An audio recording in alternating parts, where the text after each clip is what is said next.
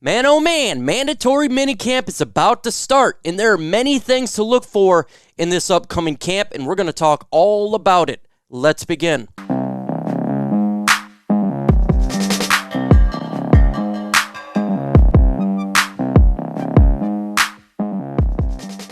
What is going on, YouTube, and welcome to Detroit Lions Talk with MicroMike. We talk all things Detroit Lions, news, rumors, analysis, breakdown, and everything regarding our franchise. And in this video, I'm going to give you some concepts and some ideas that we need to be looking for the mandatory minicamp that starts tomorrow. Yes, tomorrow, where we're going to start building this team. We're going to start get the fundamentals. Obviously, we've had OTAs, but this is the first time where it's mandatory. A couple players haven't showed up, and there's many observations that we need to pay attention to in this camp for our Detroit Lions. But before we get into this video, if you're not a subscriber, smash that subscribe button. Let's get to 14,000 subscribers. We're getting real close. Very close, and with your help, we can get it done. Also, hit that like button. Let's get to 250 likes on this video. Let's just go ahead and jump right into it. So many battles going on, but one of the battles that I really want to focus on is the running back positional battle. And I'm not just talking about number one, but I'm talking about the backups as well. Who is going to be the guy? Because there's a ton of rumors surrounding our Detroit Lions when it comes to the running back position. I mean, literally, this team is now going to be a focused, different football team, going from a pass-happy to more balanced running football team. Who is going to be the guy getting majority of the snaps? Can we see a difference in camp? You're going to have reporters there to pay attention to see what's going on. Who is going to be the guy when it comes to DeAndre Swift? We think he's going to be the guy. We think he's going to be number one, but obviously Jamal Williams is going to be in camp as well, and he is going to be pushing for it as well. We've seen what Anthony Lynn talked about. They really like that. But I think more importantly, Todd Gurley, is he actually going to get signed? Is he going to get thrown into this thing? Because I know Dan Campbell wants him to get in there when it comes to the running back group. So we shall see. But I'm definitely going to look at, can DeAndre Swift still continue to show what he did in OTAs and obviously before that last year? Smash that like button, folks. The more likes we get, the more chance that this video gets out. Let's get to 250 likes in this video. Let's get this information out to the public so they can see information regarding our Detroit Lions, and it definitely helps out the channel for sure. Let's get to 250 likes. His speed and his ability to get on the outside and continue to show flashes of what we want him to be, a more every down comprehensive football back for this football team, because that's going to be vital towards success of this offense. And Jamal Williams, can he continue to grow and get his nose in the playbook? Will he continue to get better as camp comes along? You know, mandatory minicamp now. Can he continue to get better in that position? Number three. Who's going to be the number three right now? We got Jermar Jefferson. Is he going to pick up? Obviously, he's a rookie. I want to see what he got, because obviously, when it comes to running the football, it's understand not just 1 or 2, but what about 3, 4? And is the undrafted rookies, can one of these guys stand out and take that group? We should see. They literally just brought in some new guys.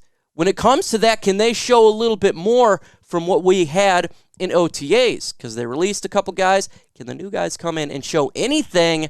Because that is vital, because we need to have a good running back group for this team going forward. Can that happen? And if it doesn't happen, obviously Todd Gurley. Are they going to sign him because they want to get him? So that's one of the main things I'm looking for. Let's go to the next observation I want to take a look at. The Lions secondary. We need this young secondary to stand out. Now, we've seen in the first OTAs a different mixture. And second, we had Okudah and Amani Oruwariye. What is going to happen in mandatory minicamp is Jeffrey Okudah continue to strive to get better. Same with Amani Oruwariye under Aaron Glenn. Now, we heard Tracy Walker say everything is a little bit easier. He's having fun. Can these guys start to cohesive and do a big-time rebound? We're going to be seeing that in OTAs, because the offense is doing a pretty good job distributing the football and making plays. We've seen that in OTAs. The offense were having a better time. Can this young secondary get better? It is important to see. And not just for the Jeffrey Okudah and Amani Oruwariye. Mike Ford is still on this football team. Can he show strides as well for that? And obviously the safety position is just a mad flux. Who is going to take down the other side of Tracy Walker? Who is going to not lock this one down? We need to make sure that this is locked down and watch and progress, because if it doesn't get locked down, the Lions really need to look to acquire another safety for this back end. We can't go into this like last year. We can't go into this having a major deficit. So we need to see if someone can lock that other positional group down for the safety position. And if it doesn't work out, guess what, folks? They need to go in to look and acquire a safety, whether it be in free agency. You got a Malik Hooker out there to help fill that void right now for the Lions back end. And can any undrafted rookie get in here and make a noise? Because we're going to need young help as well. Comment on this video. Do you think that Jared Goff is going to continue to impress like he did in OTAs? Let me know in the comment section. I hope so. I believe he's going to do some impressive plays and turn some heads again. But what do you guys think? Do you think Jared Goff is going to continue to grow with the Lions offense? Man, oh man, one of the positions that we're having issues with is the wide receiver position. Who is going to stick out here? Because we seen initially Breshad Perriman did not do well with dropped balls, and that is not good for the Lions offense. However, in last OTAs, he was doing decent for Jared Goff. Can Breshad Perriman actually continue to get better holding onto the football so we can have a fast offense on the outside for the wide receivers? That is important. We need to watch Breshad Perriman with a microscope, because that's vital. Can Tyrell Williams continue to stride and stay healthy? We know he's got abilities, no doubt about it, but we need him to be on the field and make big-time plays down the field. We know what Jared Goff's doing, or what he has done, but these wide receivers really need to help him out. Can Amon-Ra St. Brown continue to be a very good standout? Because he's standout so far, showing a lot of route running, a lot of quality pickups, and that's something we need to continue to see. And obviously, when it comes to the number 4 position, can Quintez Cephas get in there and continue to get catches from Jared Goff? He did so good so far in OTAs, but can he continue to strive that way?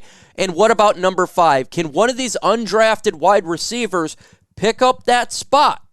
Because look, if you wanted to get Julio Jones, he's a Tennessee Titan. Now, I personally didn't want that to happen. He's a Tennessee Titan for a second-round draft pick. So we need to really see what's going on with these wide receivers. And that's important because, man, you got to have somebody. And it's a much different group from it was the last couple years. Someone's got to stand out. And I'd love to see an undrafted rookie stand out and make some big-time plays for our offense. The rise of Jared Goff. Can he continue to be what he's done in OTAs and be extremely well, doing a very good job placing the ball perfectly on the targets for the wide receivers, hitting TJ Hockenson, hitting his targets? He's been very sharp so far in OTAs. But when it comes to Jared Goff, we need consistency. And if he consistently does well in OTAs, in minicamp, well, guess what, folks? It's looking pretty bright for the Lions trade here. Jared Goff was considered absolutely garbage by the legacy media. Not a lot of people give him hope from the fan base. However, so far he's turning heads in OTAs. And I thought he would be much better than what people thought.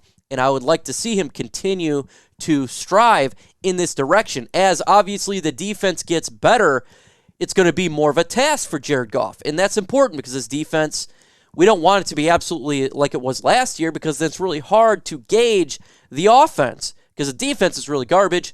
Can't really gauge the quarterback position and the rest of the offense. But can he continue to get better and continue to strive and be sharp with his targets? That is important. And not just for the number 1, but who's battling to pick up the number 2 position?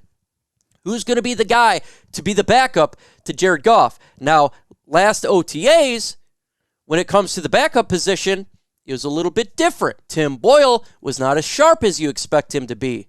He wasn't doing that great. Can he pick his game up and start to really infiltrate himself into this scheme in this offense and understand what Anthony Lynn wants to do? And that's really important. If not, hey, we have a guy that we've had on this team for the last couple years who could do better than him and take that backup role. We'll just continue to watch as mandatory minicamp continues to happen. Lastly, and surely not least, is Are these two guys going to show up? Jamie Collins and Tyrell Crosby. We need them to show up. That is important. A lot of the players have showed up so far, except for these two. Now, when it comes to Jamie Collins, he's expecting a baby, so I totally understand. It could be any day, and priorities is definitely for the child and family over it. So it's not looking like it's some issue with management or anything like that. But we would still like to see him show up, still like to put him on this linebacker core because its core is pretty bad. So we'd like to have that veteran presence in there to really manage it more because he's the best linebacker that we have in this team, so it's good to have our best linebacker in practice, and we definitely want to see that group grow because it was the worst last year of this team, in my opinion. Tyrell Crosby, is he going to show up? Because there's been trade rumors. Maybe he's feeling some type of way because Penei Sewell is here.